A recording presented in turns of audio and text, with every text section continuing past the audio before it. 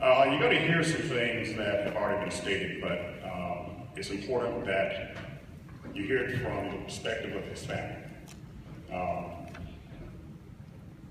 We thank you for inviting us here on the special occasion of awarding Dr. Sacra the Dr. Aaron Shirley Courage and Social Justice Award.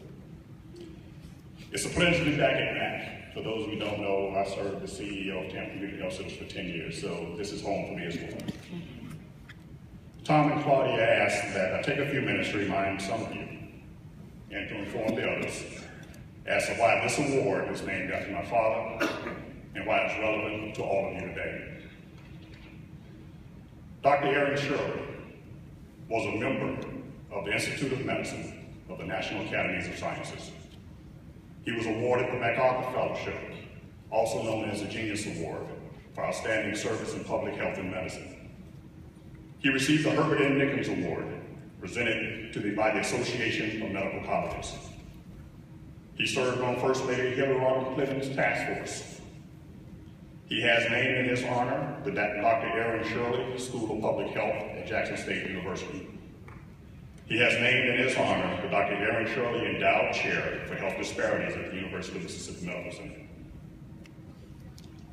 Why do I lead off with a snippet of a list of his accomplishments, especially since he was one that would never acknowledge them for self-promotion? Well, for those of you who are old enough to remember Paul Harvey, now for the rest of the story.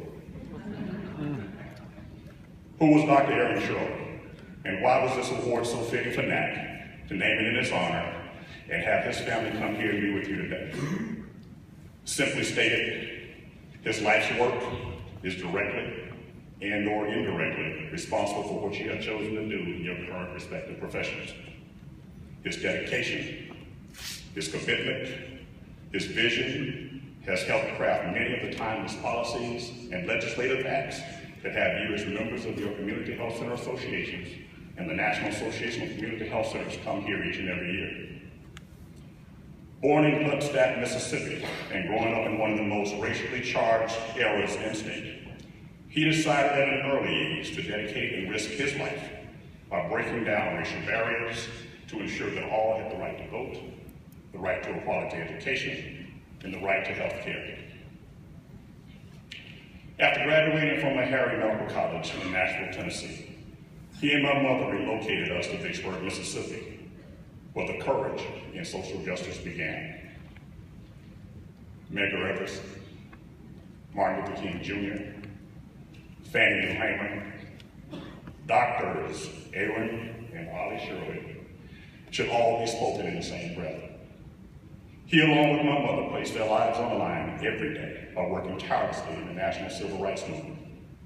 From going door to door, assisting people in their quest to register to vote, to working in the school system to ensure that those of us that had to integrate those segregated schools were treated fairly and safe in that environment, and for utilizing our home as a meeting place to organize these and other major civil rights activities.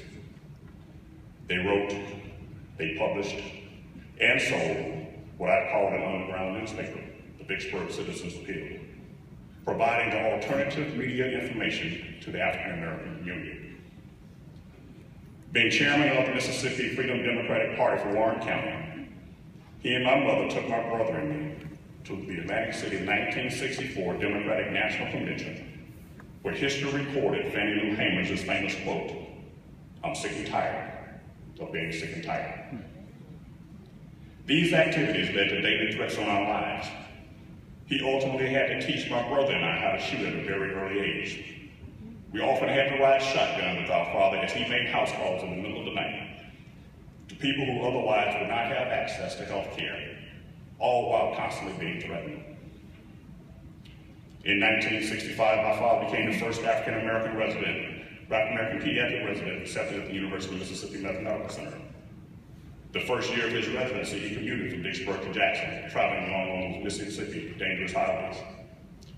Deeming it too dangerous for him to continue commuting as well as leaving his family alone, we moved to Jackson, where his dedication to providing for the underserved continued and blossomed, but not without continually being challenged by the local and statewide socio and economically motivated establishment. In spite of these challenges, he, along with others, assisted in establishing the first community health center in the country, Tufts Delta Health Center. Some of you know it as Mount Bayou Health Center, some of you know it as simply as Delta Health Center. But while completing his residency, as Will stated, he would drive, and we'll quibble over miles, 130, 140 miles each way, 3 days a week, providing free health care. In addition to assisting the Delta Health Center, there was the Mississippi Action for Progress Community Health Care for the Poor. There was a Mega Everest Community Health Center.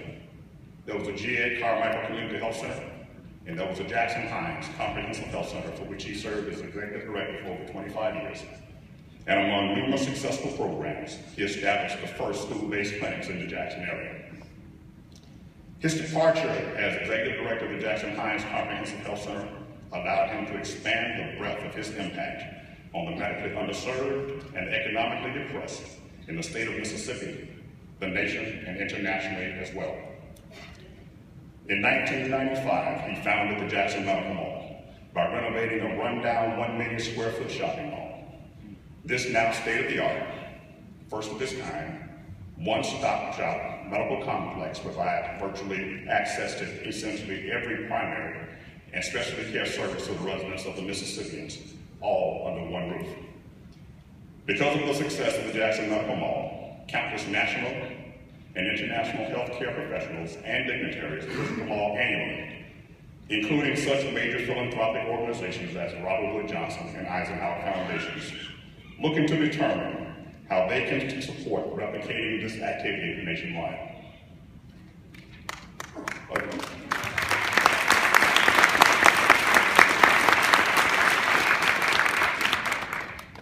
A journalist recently asked me if I thought the Jackson Medical Mall was the pinnacle of my father's career. I turned to him and said, absolutely not. You see, my father's vision had no ceiling. Each accomplishment was only one rung in the ladder of his life's calling.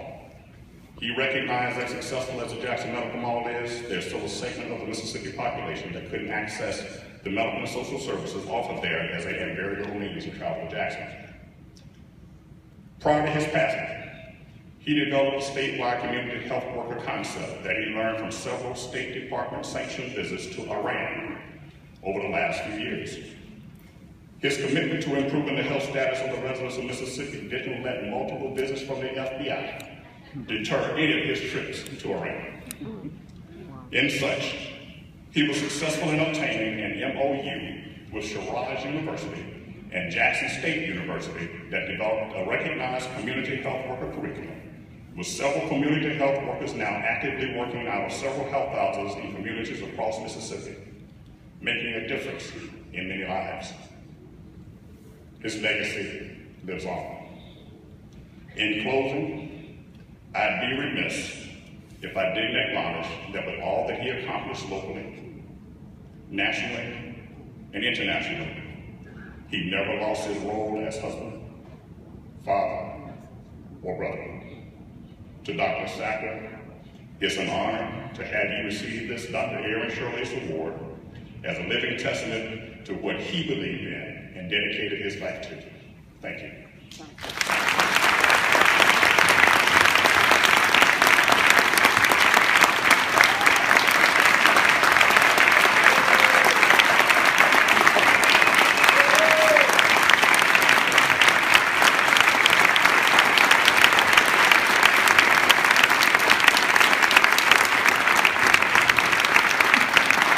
Actually, we have